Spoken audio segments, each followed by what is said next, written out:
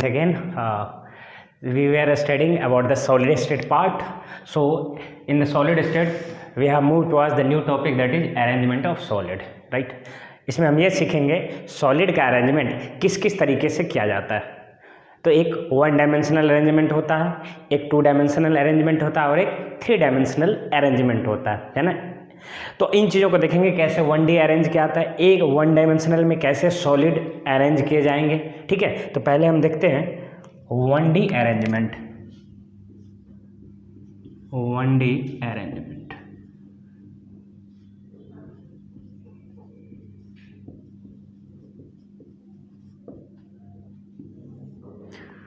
अब ऐसे समझिए इसको, 1D अरेंजमेंट को इस तरीके से समझिए.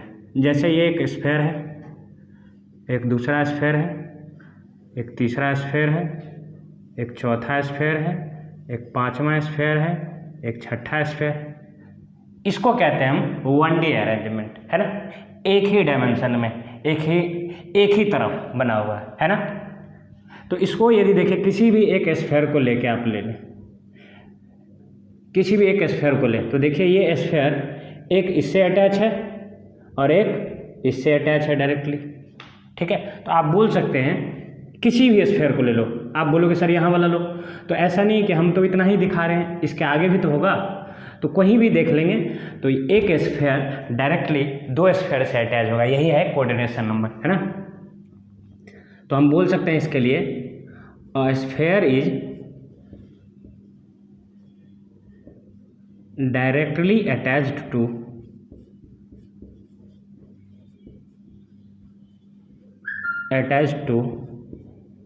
two other spheres. So coordination number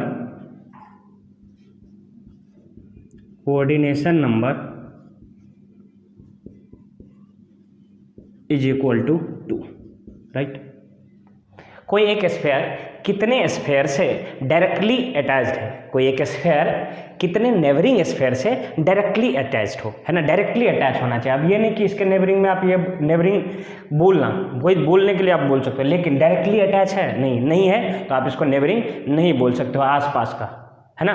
जैसे यहाँ भी रहता तो यहाँ रख दोगे तो फिर 1D नहीं रहेगा, ये तो 2D हो जाएगा. तो इधर भी और इधर भी, है ना. तो ये 1D अरेंजमेंट है.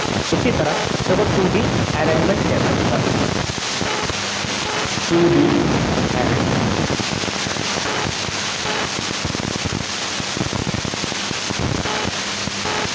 अरेंजमेंट. अब इसमें 2 तरीके की चीज़ें, एक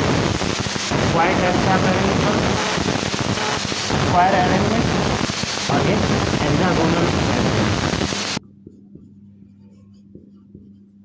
हेक्सागोनल स्क्वायर का क्या मतलब, जैसे आप इसको बोल सकते हो आप स्क्वायर, है ना. ये क्या है, ये तो ऐसा तो स्क्वायर आपने नहीं देखा हो, इसी को आप ऐसे लिखो तो आपको याद आ जाएगा, है ना. ये क्या है, स्क्वायर है ना. हेक्सागन क्या है,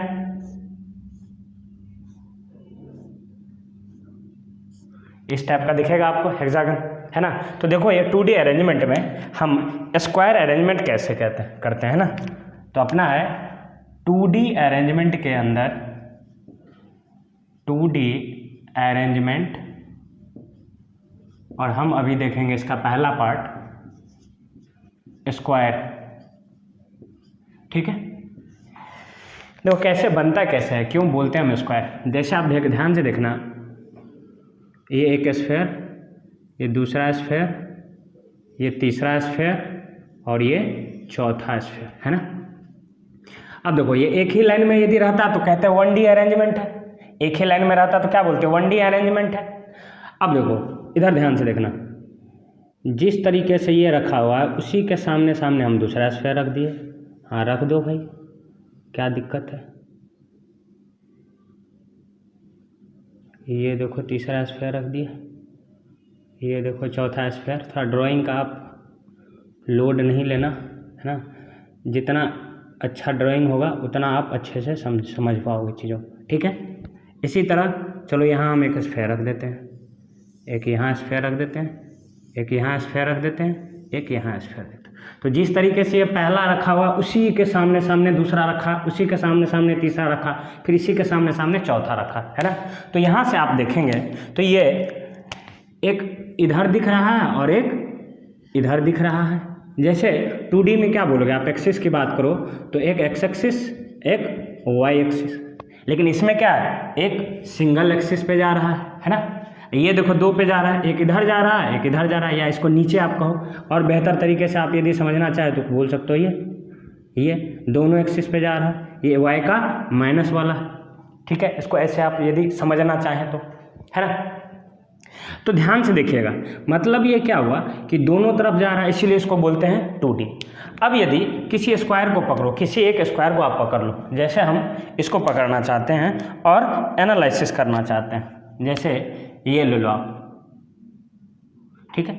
अब ये देखो और कितने से जुड़ा हुआ है, एक इससे जुड़ा हुआ है, एक ये डायरेक्टली इससे अटैच है। देखो ये वाला स्फीयर और कौन कौन से स्फीयर से डायरेक्टली अटैच्ड है, तो एक इससे अटैच है, एक इससे अटैच है, एक इससे अटैच है और एक इससे अटैच है। क्या ये डायरेक्टली इससे अटैच है? नहीं। क्या ये डायरेक्टली इससे अटैच है? नहीं अटैच है। बोलो कोई दिक्कत नहीं। तो अब देखो यदि इनके सेंटर्स को आप यदि मिलाओगे, यदि इनके सेंटर्स को आप मिलाते हैं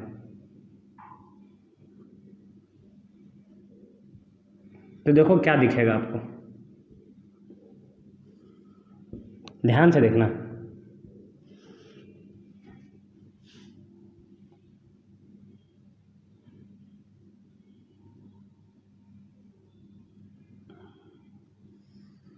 है ना, और इधर इस तरीके से अटैच होगा, है ना। तो ये कुछ इस तरीके से आपको दिखेगा, जिसको यदि हम बाहर करें तो देखो ये कैसा शेप दिखेगा। देखो ये इस तरीके से सब में लगा हुआ, तो ये कुछ इस तरीके से दिखेगा आपको। ये इधर स्फेयर का कुछ पार्ट, ये स्फेयर का पार्ट, ये स्फेयर का पार्ट और ये स्फेयर का पार्ट, ठीक है। तो ये देखो इसको बाहर निकालो तो इस तरीके से दिखेगा आपको, इसको यदि आप बाहर निकालते हो तो इस तरीके से दिखेगा। और एक स्फेयर कितने स्फेयर से डायरेक्टली अटैच्ड है, तो एक इधर, दो इधर, तीसरा और ये चौथा। बोलो कोई दिक्कत नहीं हुआ होगा आपको इसमें। अब ध्यान से समझना एक चीज, आप यहाँ जिस तरह हमने बोला अ single sphere is directly attached with 2 other spheres, so the coordination will be 2. Likewise, if you will be talking about the 2D arrangement in case of square, right? So you will see a single sphere is directly attached with 4 other sphere. So we can say the coordination number will be 4. A single sphere is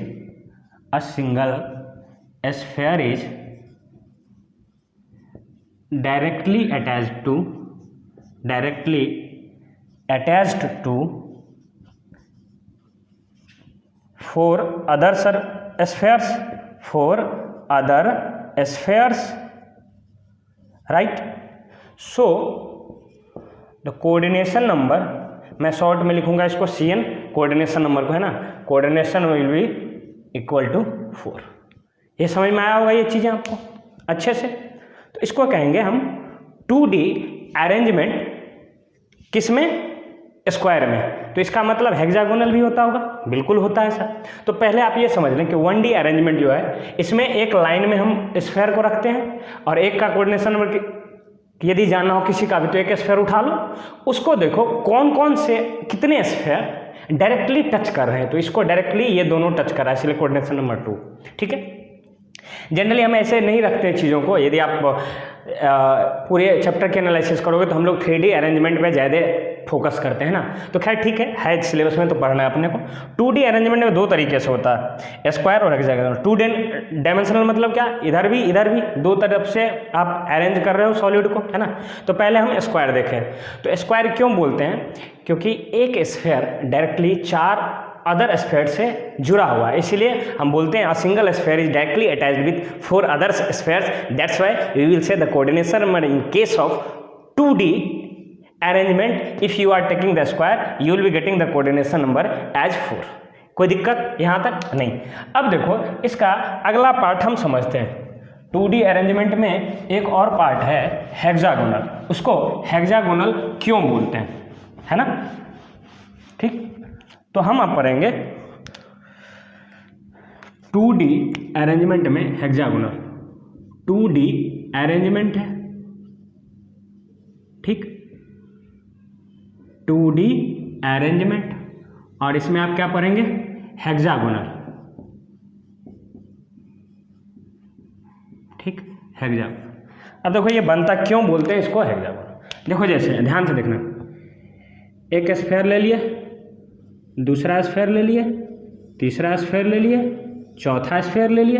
अब देखो पांचवा sphere कैसे रखें, जैसे इसमें 1 2 3 4, पांचवा sphere क्या लिए, इसके पैरेलल रखें, लेकिन नहीं, पांचवा स्फीयर इसमें इसके पैरेलल नहीं रखेंगे, इसके बीच में रखेंगे, इसके डिप्रेशन में। The other spheres, the second sphere, the sphere of second line will be starting from the depression between the spheres। मतलब यहाँ से स्टार्ट करेंगे आप स्फीयर को रखना, ठीक है, यहाँ से आप स्टार्ट करेंगे स्फीयर को रखना, है ना। फिर आगे चलेंगे, फिर ध्यान से देखो, फिर यहाँ से स्टार्ट होगा, ठीक, थोड़ा बड़ा हो गया, है ना, ठीक।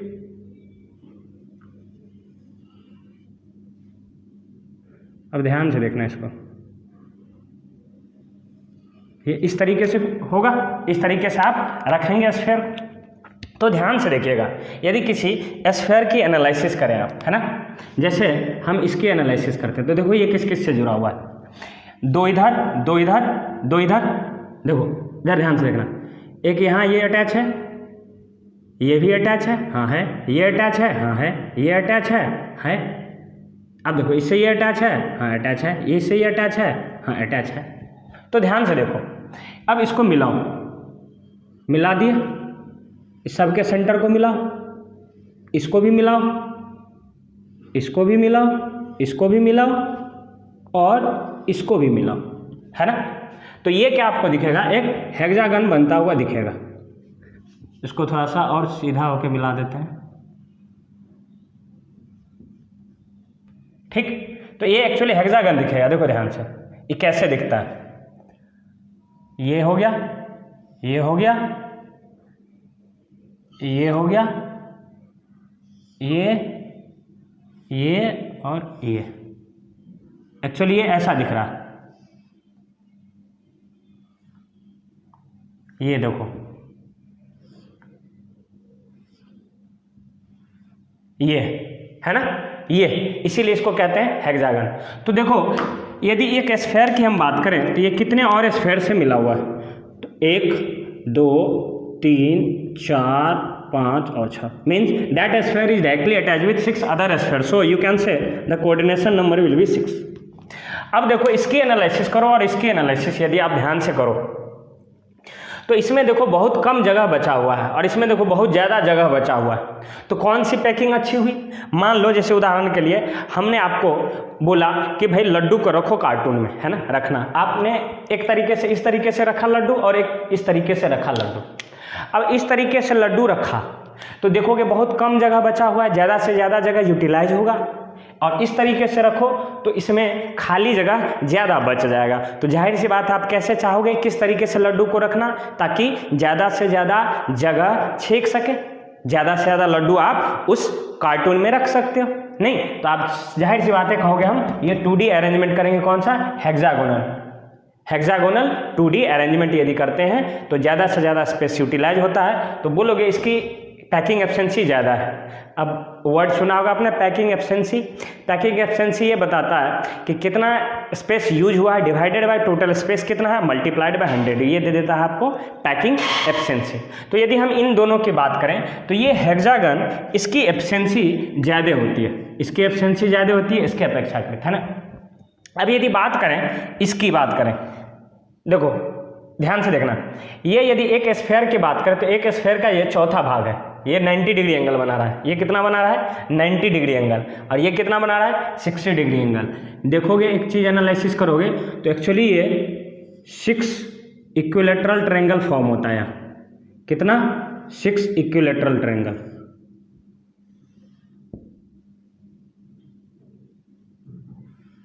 देखो 1 2 3 4 5 6 कितने 6, और ये एंगल होता है कितना 60 डिग्री, ये भी एंगल होता है 60 डिग्री। इसी तरह इसमें होता है ये 90 डिग्री होता है, कितना 90 डिग्री एंगल होता है। ठीक, तो आप बोल सकते हो पूरा, यदि हम सर्किल की बात करें तो यदि पूरा एरिया की बात करें तो पाई आर स्क्वायर एरिया के लिए 360 डिग्री एंगल चाहिए, तो 90 डिग्री के लिए कितना हुआ 1/4 पाई आर स्क्वायर। तो यदि इसका एरिया की बात करो किसी एक के एरिया के बाद, तो आप बोल सकते हो 1/4 पाई आर स्क्वायर, क्योंकि पूरे सर्कल का यह 4th पार्ट है। लेकिन ये पूरे सर्कल का कितना है 1/6 पार्ट है, ये पूरे सर्कल का कितना है 1/6 पार्ट है, ये जो है छोटा सा एक सर्कल का 1/6 पार्ट है। तो इसीलिए 60 डिग्री एंगल बना रहा है, क्योंकि पूरा जो है 360 होता है, तो ये छोटा सा पार्ट 6 पार्ट बना हुआ है, पूरा 6 मिला के एक पूरा का पूरा इसी तरीके का करोगे तो पूरा का पूरा एक स्फेयर बन जाएगा। इसका मतलब ये क्या 6 मिलके एक स्फेयर बना रहा है, मतलब 6 sphere will contribute to form an angle of 360, so one will be 60 degree. It's obvious, isn't it?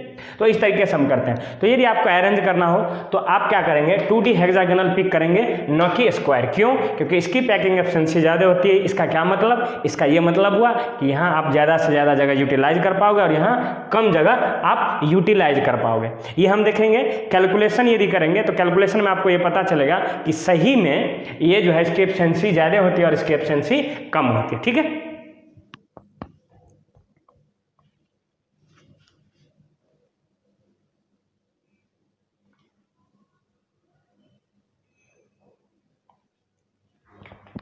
कोई परेशानी नहीं? तो अब हम कैलकुलेशन पार्ट पे देखेंगे कैसे ये चीज़ें आपको पता चलता है ना। चलो,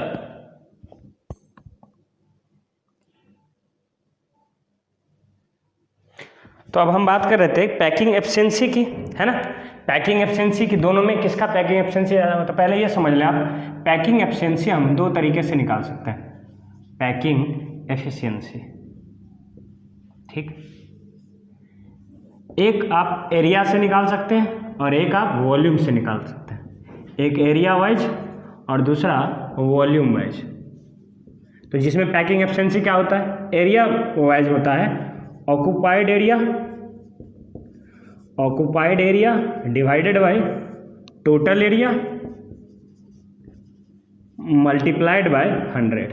वहीं वॉल्यूम से निकालना हो तो वॉल्यूम से हम पैकिंग एफिशिएंसी निकालते हैं occupied volume divided by total volume and multiplied by 100।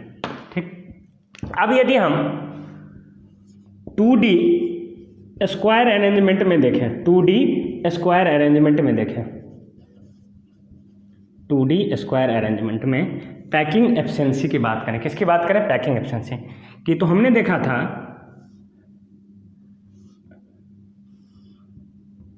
इस तरीके से, आपको दिखा था, ठीक।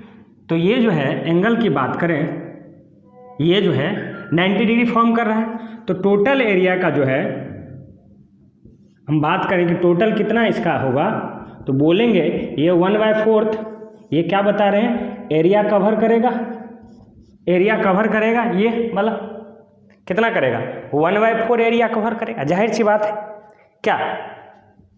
अब ध्यान से देखना कि एक का एरिया बोल रहे हैं कि टोटल जो ये सर्कल का एरिया होगा उस सर्कल के एरिया का 1/4 कवर करेगा। इस तरह से कितने हैं, इस तरीके से कितने हैं, 4 हैं। तो यदि हम बोले ऑक्यूपाइड एरिया की बात करें, ऑक्यूपाइड एरिया की बात करें, ठीक है, तो क्या बोलोगे आप 1/4 इंटू पाई आर स्क्वायर। ये एक का हुआ, ऐसे कितने हैं, ये जो है सेक्टर कितने हैं, 1 2 3 4 इंटू 4, तो कितना हो गया ऑक्यूपाइड एरिया, 4 से 4 कैंसिल, तो कितना हो गया पाई आर स्क्वायर। ठीक, ये क्या है ऑक्यूपाइड एरिया। अब यदि हम टोटल एरिया की बात करें, टोटल एरिया की बात करें, तो टोटल एरिया देखो कैसे निकालते हैं। आप इसकी बात करें तो ये एक्चुअली ऐसे मिला हुआ है, ये इस तरीके से है, सिचुएशन कुछ ऐसा है, ध्यान से देखना आप, ये कुछ ऐसा अरेंज होता है, ये ऐसे अरेंज होता है, ये इस तरीके से मिला हुआ होता है ना। तो यहाँ से देखो, यहाँ से यहाँ और यहाँ से यहाँ, ये क्या सेंटर है, तो सेंटर से ये रेडियस r और ये रेडियस r, तो r और r कितना हो गया 2r, यानी, और ये क्या है स्क्वायर है, ये पूरा क्या है स्क्वायर है। तो पूरा यदि स्क्वायर है तो इसका मतलब इसका एरिया क्या होगा, साइड का स्क्वायर, साइड का पावर 2 कर दो तो कितना हो जाएगा इसका एरिया।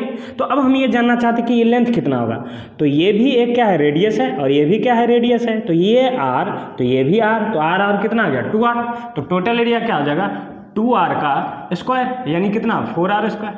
अब यदि हम एफिशिएंसी की बात करें, पैकिंग एफिशिएंसी बोलते हैं इसको, अच्छा वर्ड होगा to use packing efficiency. Packing efficiency कितना बोलोगे, occupied area how much pi r square, total area 4r square multiplied by 100, r से r कैंसिल तो कितना होगा 3.14 divided by 4 multiplied by 100, how much it will be coming 78.5%। कितना आया 78.5%। ये फिर से समझ लो, एक्चुअली ये इस तरीके से अरेंज है। तो हम जानना चाहते हैं कि ये स्फीयर कितना एरिया ऑक्युपाई किया, तो इसके लिए हम क्या करें, ये देखो एक स्फीयर का पार्ट ये है, एक स्फीयर का पार्ट ये है, एक स्फीयर का पार्ट ये है, एक स्फीयर का पार्ट है। तो ये एक्चुअली एक एक सेक्टर जो है 90 डिग्री एंगल बना रहा है, यहाँ कितना एंगल बना रहा है 90 डिग्री।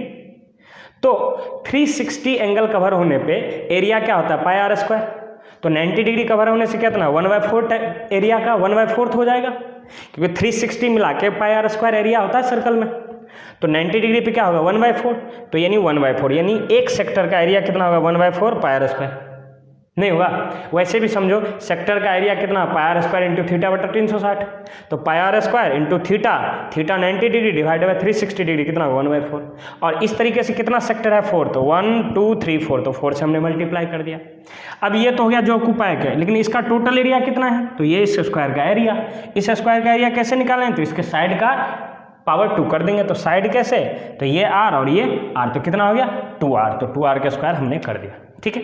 अब इसी तरह यदि हम बात करें कि 2D स्क्वायर अरेंजमेंट नहीं 2D हेक्सागोनल अरेंजमेंट, कौन सा 2D हेक्सागोनल अरेंजमेंट, ठीक, ध्यान से देखना आप, 2D हेक्सागोनल अरेंजमेंट, ठीक। अब ध्यान से देखो, चीजें तो कुछ इस तरीके से थी, यदि आपको याद हो तो, है ना, इसी तरीके से क्या बना था हेक्सागन, बड़ा प्यारा सा हेक्सागन बना था, ठीक।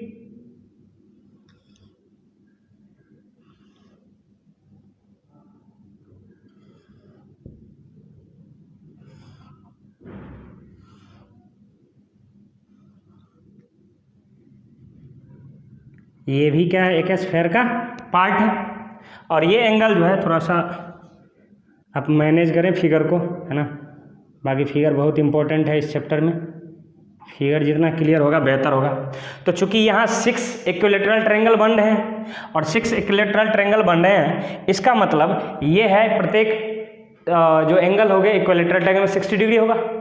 तो यदि हम एक सेक्टर का एरिया निकालना चाहें, कितने का, एक सेक्टर का, तो ध्यान से सुनना, एकदम बड़ा ध्यान से सुनना, occupied area is equal to angle कितना है 60 डिग्री, ये एंगल कितना होगा 60 डिग्री होगा ये एंगल, तो 60 डिग्री मिलके कितना एरिया कवर करेगा 1/6, कितना एरिया करेगा 1/6 करेगा बॉस, हाँ करेगा। तो देखो 1/6 इंटू पाई आर स्क्वायर, यहाँ तक बोलो, किसी को कोई तकलीफ नहीं। अब एक चीज समझो, ये तो हम बताए एक का, ये क्या है एक का एरिया है, एक सेक्टर का एरिया है, लेकिन इसी तरह एक सेक्टर है नहीं, देखो कितना है 1 2 3 4 5 6, अपने पास कितने हैं 6 सेक्टर्स हैं, बोलो है कि नहीं।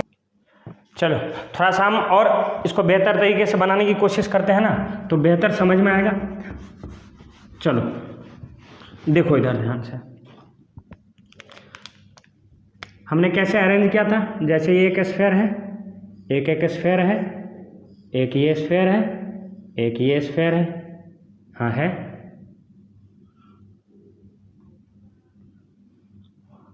ठीक।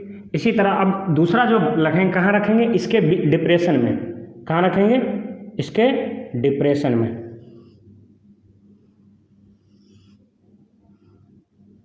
यार थोड़ा सा मैनेज करो आप ना।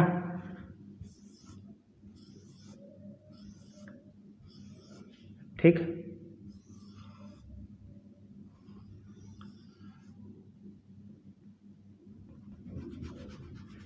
इसके डिप्रेशन में एक्चुअली रखना होता है आपको स्फीयर, है ना। तो इन दोनों को सटाते हुए आप बनाएंगे, है ना। ठीक ठीक, अब देखो इसको डायग्राम को थोड़ा अच्छे से आप करना, है ना।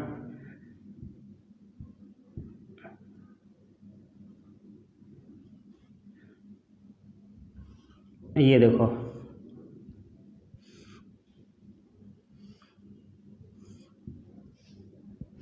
ये बन गया हेक्सागन। ठीक, अब देखो ये है सेंटर, यहाँ एक ट्रायंगल बनेगा, इसको यदि ऐसे करो, इसी तरह क्या होगा, यहाँ भी एक ट्रायंगल बनेगा, इसी तरह यहाँ भी एक ट्रायंगल बनेगा, यहाँ भी एक ट्रायंगल बनेगा, यहाँ भी एक ट्रायंगल बनेगा, है ना। और ये एंगल कितना होगा, 60 डिग्री। कितना होगा, 60 डिग्री, है ना। अब ध्यान से देखना, अब यदि इसको इसकी एनालिसिस करो तो ये क्या है, एक ट्रायंगल बाहर करो, ये वाला पार्ट यदि बाहर करो, देखो कैसा दिखेगा आपको। ये वाला पार्ट यदि बाहर करते हो तो देखो, ध्यान से देखना, ये ट्रायंगल है, ये देखो ऐसा वाला पार्ट है, ये ऐसा है, ऐसे है, ऐसे, ऐसे। ठीक, अब हम ये जानना चाहते हैं, ये एंगल तो पता चल गया, ये 60, ये 60। तो एक ट्रायंगल की बात करें, एक ट्रायंगल की बात करें तो इसका एरिया कितना हो जाएगा, ये सेक्टर में, इस ट्रायंगल में जो सेक्टर बना हुआ है इसका एरिया कितना होगा, पूरे सर्कल का 1/6 होगा, क्योंकि 60 डिग्री है। तो 1/6 इंटू पाई आर स्क्वायर, बोलो कितना होगा, 1/6 इंटू पाई आर स्क्वायर होगा, बिल्कुल होगा। थोड़ा सा मैं इसको फ्रेम में लाता हूँ।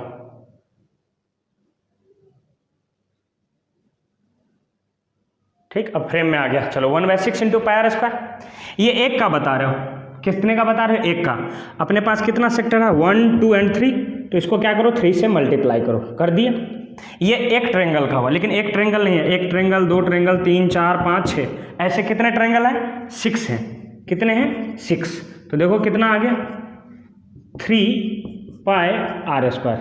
कितना आ गया, 3 पाई आर स्क्वायर। ठीक, ये क्या है, ऑक्यूपाइड एरिया, इसको आप नाम देंगे ऑक्यूपाइड एरिया। कैसे, फिर से सुनो, ये हेक्सागन बन रहा है, हाँ बन रहा है। अब हेक्सागन में देखो ये कितना बन रहा है, 6 इक्विलैटरल ट्रायंगल बन रहा है। How many equilateral triangles are being form, there are 6 equilateral triangles. So if we have extracted a one equilateral triangle, what we have got, there is the formation of 3 sector, right। ये 3 sector form हो रहे हैं, तो हम चाह रहे हैं कि एक सेक्टर का निकाल लें, उसको 3 से गुना कर देंगे, तो इस विद इन द ट्रायंगल कितना ऑक्यूपाइड एरिया है, किसके द्वारा, स्फीयर के द्वारा, वो हम निकाल सकते हैं, हाँ निकाल सकते हैं। तो एक का कितना होगा, 1/6 पाई आर स्क्वायर। तो 3 का कितना होगा, 1/6 into pi r square multiplied by 3। ये क्या हो गया, एक ट्रायंगल का। अब अपने पास ऐसे कितने ट्रायंगल हैं, 6, 1, 2, 3, 4, 5, 6, तो इसको कर दिए हम 6 से मल्टीप्लाई आ गया। अब देखो टोटल एरिया कैसे निकालेंगे, तो देखो इस ट्रायंगल का में ये जो है पूरा, ये आर और ये आर, क्योंकि ये भी रेडियस, देखो इस सर्कल का ये क्या है, रेडियस, इस वाले सर्कल का ये क्या है, रेडियस, और इस वाले सर्कल का ये है रेडियस। तो ये आर और ये आर कितना हो गया, 2r। मतलब यदि हम आपको एक चीज़ बताएं कि इस इक्विलैटरल ट्रायंगल का साइड कितना है, 2r। चूंकि इक्विलैटरल ट्रायंगल है तो सारे साइड्स क्या होंगे, बराबर होंगे। यदि इक्विलैटरल ट्रायंगल है तो सारे साइड क्या होंगे, बराबर होंगे, नहीं होंगे, हाँ होंगे। ये भी 2r, ये भी 2r और ये भी 2r। तो टोटल एरिया की बात करें तो एक काम करते हैं, हम एक ट्रायंगल का निकाल देते हैं, उसको 6 से मल्टीप्लाई कर देंगे। तो कैसे होगा, इक्विलैटरल ट्रायंगल का एरिया क्या होता है, √3/4 इंटू साइड का स्क्वायर, तो 2r का स्क्वायर। ऐसे कितने हैं, ऐसे 6 हैं, पक्का, हाँ है। तो देखो कितना होगा, वैल्यू ऐड करो, √3/4 इंटू 4r² मल्टीप्लाइड बाई 6। तो ये 4 से 4 कैंसिल, तो कितना हो गया 6√3r²। बोलो कोई दिक्कत नहीं। अब देखो पैकिंग एफिशिएंसी निकालें, पैकिंग एफिशिएंसी। तो क्या हुआ, ऑक्यूपाइड एरिया कितना 3πr², बोलो डिवाइडेड बाय 6√3r²। पक्का, हाँ 3 2 जा 6, तो ये कितना होगा 3.14 डिवाइडेड बाय 2√3। बोलो कोई दिक्कत नहीं। अब इसको यदि और बेहतर तरीके से आप करें, है ना, तो 3.14 और √3 का होता है 1.732। तो इसको यदि आप और बेहतर तरीके से करो 3.14 डिवाइडेड बाय 2 इंटू 1.732, है ना, तो देखो ये कितना आएगा 1.732 कितना हो गया 64, है ना। तो ये आएगा 3.14 डिवाइडेड बाय 3.464, ठीक है।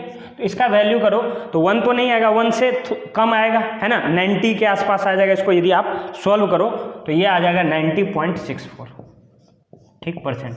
अब एक चीज़ बताओ, जो हमने निकाला था स्क्वायर में उसकी एफिशिएंसी आई थी 78.5 और इसकी कितनी आ रही है 90.65। तो बोल सकते हो पैकिंग एफिशिएंसी किसका ज़्यादा, किसका पैकिंग एफिशिएंसी ज़्यादा बोलोगे। तो पैकिंग एफिशिएंसी की बात करें, पैकिंग एफिशिएंसी किसकी बात 2D में हम बात करें तो हेक्सागोनल का पैकिंग एफिशिएंसी ज़्यादा है किससे, स्क्वायर से।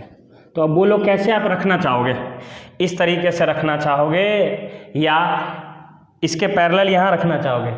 तो आप बाजार से बात बोलोगे इस तरीके से हम रखना चाहेंगे, तो और इस तरीके से रखना चाहो तो ज़्यादा से ज़्यादा स्पेस ऑक्यूपाई होगा।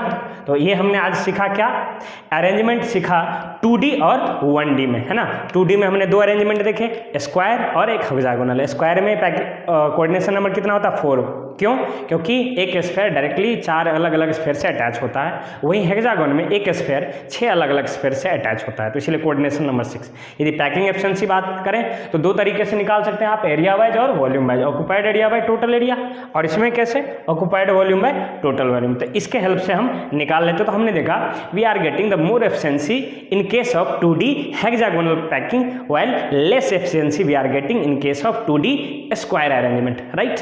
Okay then in early next class we will be seeing the 3D arrangement of solid. Till then stay tuned.